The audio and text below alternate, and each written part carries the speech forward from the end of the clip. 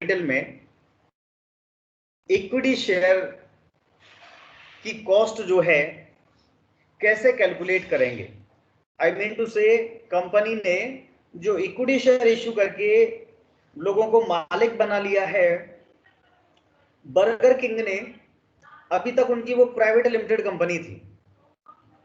उन्होंने सोचा कि हमारा बिजनेस बहुत सॉलिड है, बहुत धांसू चल रहा है, अच्छा रिटर्न कमा रहे हैं, क्यों ना इसे ऑल ओवर इंडिया विस्तार दिया जाए और बड़े लेवल पे करते हैं। तो उन्होंने आईपीओ लेके आए, और आईपीओ लेके आए का मतलब इक्विटी शेयर पब्लिक को ऑफर किए, और पब्लिक ने एप्लीकेशंस लगाई। तो जितना इक्विटी शेयर उन्होंने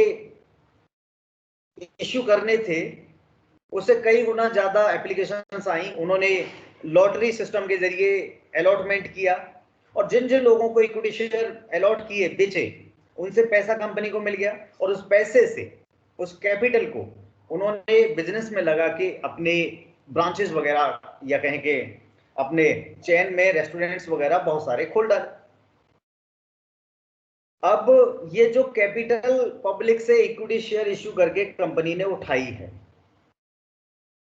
इस कैपिटल पे कंपनी ने ऐसे तो कोई कमिटमेंट नहीं किया है कि भाई आपको इतना परसेंट कंपनी देगी, ऐसा कोई कमिटमेंट नहीं है।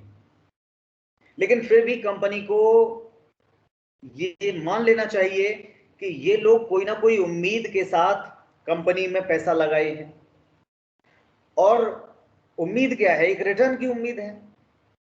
तो रिटर्न जो इन्हें प्रॉफिट को हम डिविडेंड के रूप में हर साल बांटेंगे, वो हमें इतना रखना चाहिए कि इनकी उम्मीदों पे हम खरे उतर जाएं।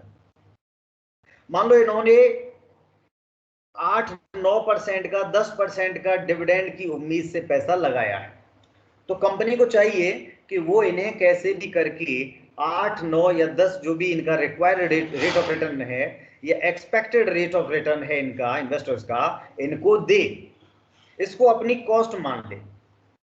ठीक है?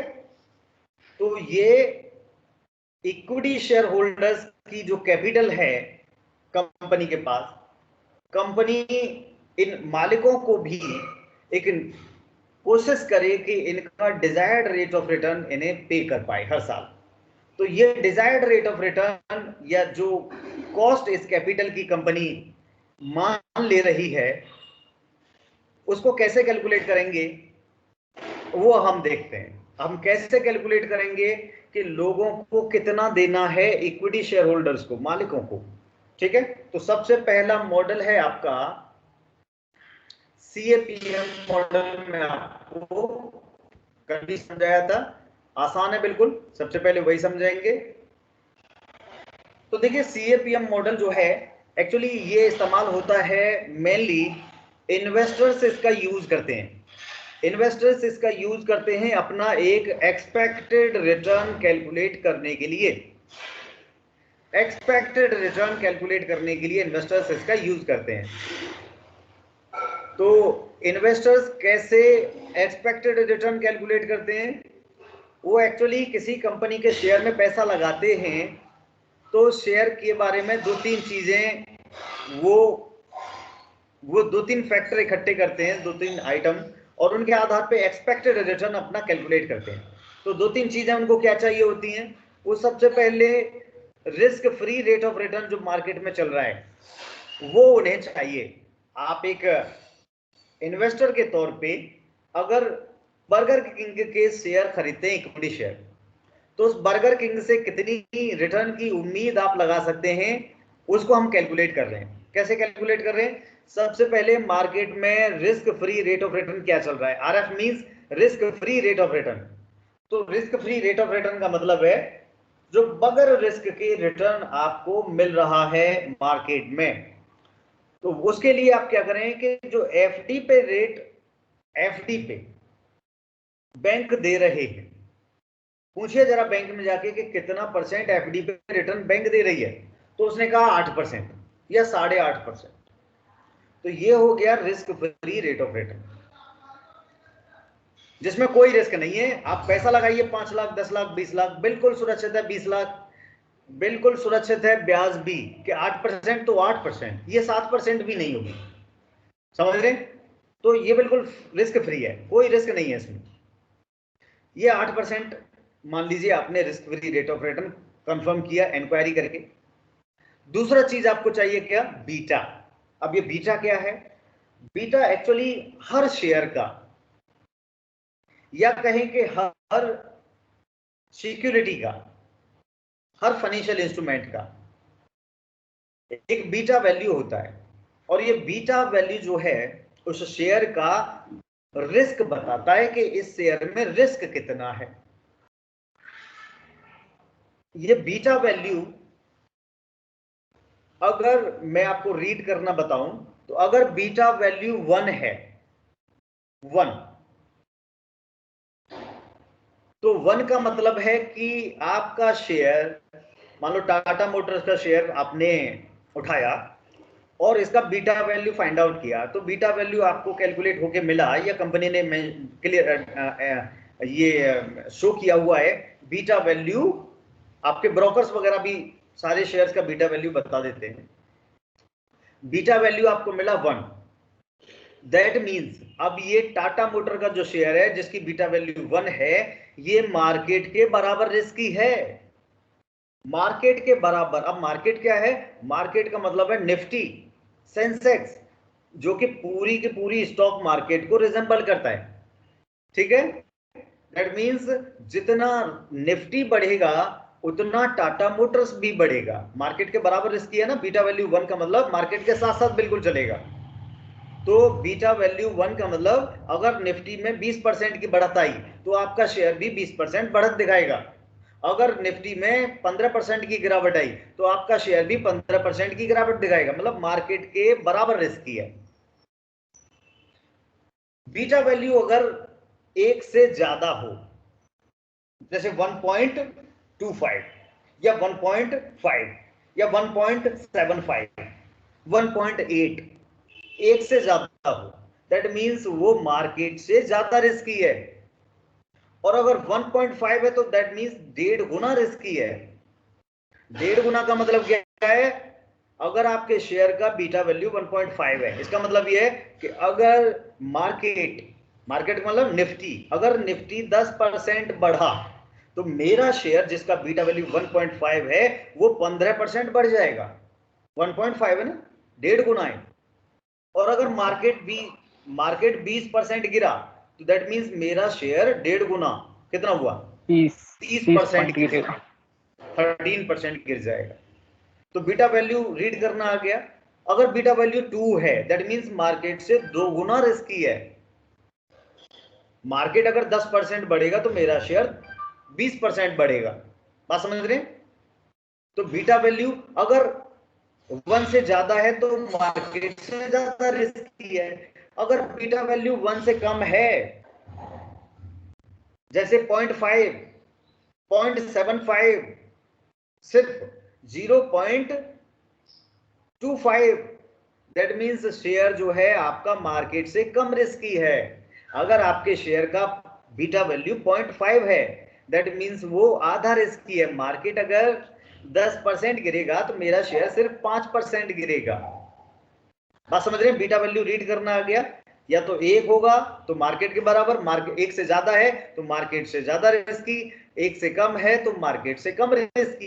क्लियर है? लेकिन यदि 1 से ज्यादा है तो उसमें फायदा भी तो है। यदि हमारा बढ़ता है तो 1.5 गुना बढ़ेगा, 2 गुना बढ़ेगा।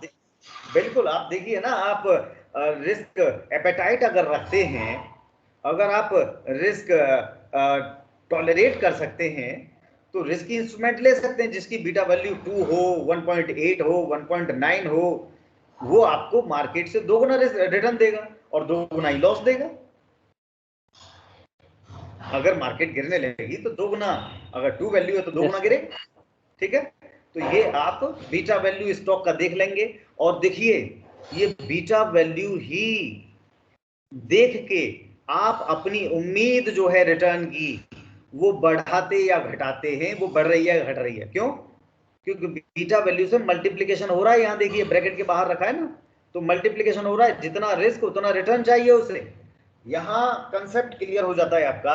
फाइनेंस का जो बड़ा बेसिक कंसेप्ट है कि more risk more return, less risk less return. अगर किसी कंपनी का बीटा वैल्यू सिर्फ 0.5 है तो वो कम रिस्की है और कम ही रिटर्न देगी, कम ही रिटर्न की उम्मीद करो उससे।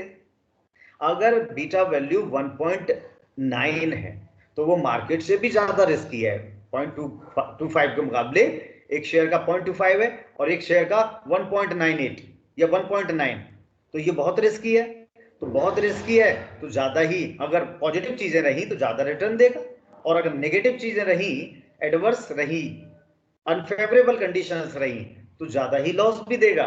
तो more risk more return, less risk less return, basic concept है फाइनेंस का। ठीक है, तो आपने अगर किसी ऐसे शेयर में लगाया है जिसकी बीटा वैल्यू ज्यादा है, ज्यादा रिस्क है, तो ज्यादा ही रिटर्न की उम्मीद आप करके बैठेंगे। ये एक्सपेक्टेड रिटर्न कैलकुलेट कर रहे हैं ना हम। तो आरएफ और बीटा वैल्यू क्लियर हो गया। अब आते हैं आरएम क्या है। आरएम है market return. Market means Nifty, Sensex, ये पूरे मार्केट को रिजेंबल करते हैं, पूरा स्टॉक मार्केट। जब आप निफ्टी में उछाल देखते हैं तो जनरली पूरे के पूरे मार्केट में सारे के सारे शेयर्स में उछाल आया हुआ होता है। जब निफ्टी को आप गिरते देखते हैं, निफ्टी कह लो या बॉम्बे स्टॉक एक्सचेंज का सेंसेक्स कह लो, निफ्टी तो एनएससी का है, नेशनल स्टॉक एक्सचेंज का सूचकांक है निफ्टी, और बॉम्बे स्टॉक एक्सचेंज का इंडेक्स है सेंसेक्स, सूचकांक सेंसेक्स है। तो सेंसेक्स या निफ्टी मार्केट को रिजेंबल करते हैं, पूरे मार्केट को। अगर निफ्टी 20% बढ़ रही है तो मार्केट रिटर्न 20% मानेंगे आप। अगर पिछले साल निफ्टी 5% की गिरावट दर्ज की है, उसने गिरावट देखी है, तो market return that means minus में है, नेगेटिव है। ठीक है, तो market return means Nifty Sensex का जो रिटर्न है, पूरी मार्केट का जो रिटर्न है, उसको हम यहां लेंगे।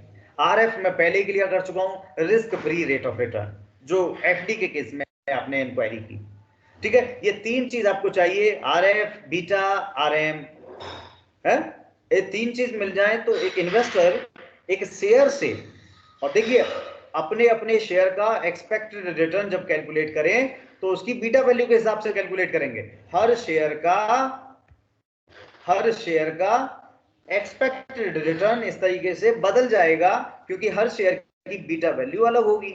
रिस्क फ्री रिटर्न तो सेम है, मार्केट में एफडी पे 8% ही मिल रहा है ऑल ओवर इंडिया।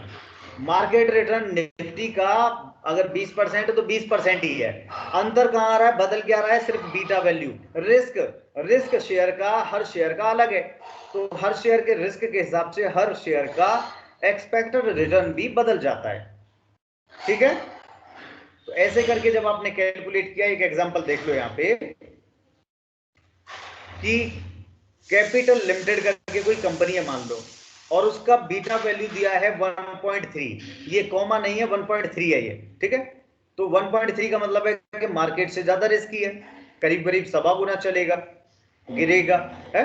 और दूसरा चीज, the expected return on the market portfolio is 16%। तो मार्केट पोर्टफोलियो का मतलब है मार्केट रिटर्न दिया है 16%, and the current risk free rate of return is 8%। Risk free rate of return का मतलब जो एफडी का रेट है वो आपने इंक्वायरी की 8% चल रहा है।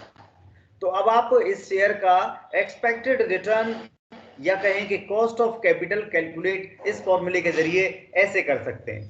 देखो, एक इन्वेस्टर कितनी उम्मीद करेगा वो आप इससे कैलकुलेट कर सकते हैं, और उसी उम्मीद को कंपनी भी अपने इन्वेस्टर्स की उम्मीद को ही अपनी लागत भी मान ले, उसी को स्वीकार कर ले कि हमने इनकी उम्मीद के मुताबिक ही इनको रिटर्न देना है। तो कंपनी इसी को अपनी कॉस्ट ऑफ कैपिटल मान सकती है, और इस तरीके से वो कॉस्ट ऑफ कैपिटल कैलकुलेट करेगी, और दूसरी तरफ इन्वेस्टर अपना एक्सपेक्टेड रिटर्न इसी फॉर्मूले से कैसे कैलकुलेट करेगा, RF plus beta, RM minus RF. तो बिल्कुल आरएफ तो दिया है risk free rate of return 8%, plus beta value दी है शेयर की, ये कैपिटल लिमिटेड करके कंपनी जो है, इसका बीटा वैल्यू शेयर का 1.3 है, 1.3 ब्रैकेट में 16% मार्केट रिटर्न दिया है, और 8% रिस्क फ्री रिटर्न दिया है। तो 16 माइनस 8 कितना हो गया? 8 हो गया।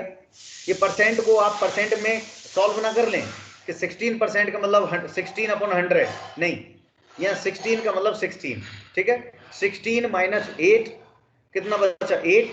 8 को मल्टीप्लाई करिए 1.3 से और उसमें फिर आप ऐड कर दीजिए 8, तो 10.4 प्लस 8 18.4। दैट मीन्स इन्वेस्टर्स ऐसी एक कंपनी से जिसका बीटा वैल्यू 1.3 है उससे 18.4% रिटर्न की उम्मीद करके बैठेगा, क्योंकि market return, risk free rate of return और बीटा वैल्यू जो है शेयर की, उनके आधार पे एक एक्सपेक्टेड रिटर्न आपका ये कैलकुलेट होके आ रहा है। तो इतना एक्सपेक्टेशन के साथ इन्वेस्टर बैठा है, इसी को कंपनी को अपनी कॉस्ट ऑफ इक्विटी मान लेना चाहिए। सही है। तो कंपनी इनको 18.4% देने की कोशिश करे, अगर कंपनी इनको कंपनी के साथ एज ए इन्वेस्टर रिटेन करना चाहती है तो कॉस्ट ऑफ इक्विटी एक कंपनी इस इक्विटी शेयर की या ओनर्स कैपिटल की कॉस्ट को बड़े आसानी से इस मॉडल के जरिए, CAPM मॉडल के जरिए, कैपिटल एसेट प्राइसिंग मॉडल के जरिए कैलकुलेट कर सकती है। बहुत सिंपल फॉर्मूला है। आई थिंक आप